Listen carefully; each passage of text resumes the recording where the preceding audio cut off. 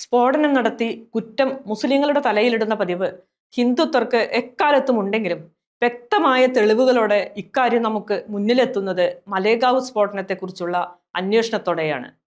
രാജ്യസ്നേഹം നെറ്റിയിലൊട്ടിച്ച് നടക്കുന്ന സംഘപരിവാരക്കാരുടെ തനി നിറം പുറത്തു കൊണ്ടുവരാൻ ഒരു മുതിർന്ന പോലീസ് ഉദ്യോഗസ്ഥൻ തയ്യാറായതോടെയാണ് ഇത് സാധ്യമായത്.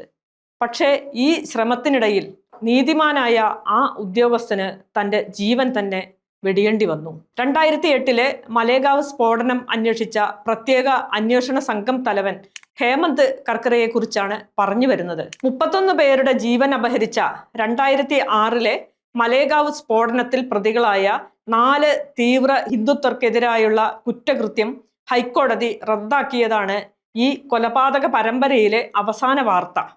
NIA കേസിൽ പ്രതികളായ രാജേന്ദ്ര ചൗധരി, ധൻസിംഗ്, മനോഹർ ശർമ്മ എന്നിവർക്കെതിരെയുള്ള കുറ്റകൃത്യമാണ് മുംബൈ ഹൈക്കോടതി chief justice Chandrashekhar, justice Shyam Chandak എന്നിവരടങ്ങിയ ബെഞ്ച് റദ്ദാക്കിയത്. 2006 സ്ഫോടനത്തിലാണ് ഇപ്പോൾ വിധി വന്നിരിക്കുന്നതെങ്കിലും വസ്തുതകൾ സമഗ്രമായി മനസ്സിലാക്കാൻ 2006 2008 മലേഗാവിൽ നടന്ന 2 സ്ഫോടനങ്ങളെക്കുറിച്ച് അറിഞ്ഞിരിക്കേണ്ടതുണ്ട്.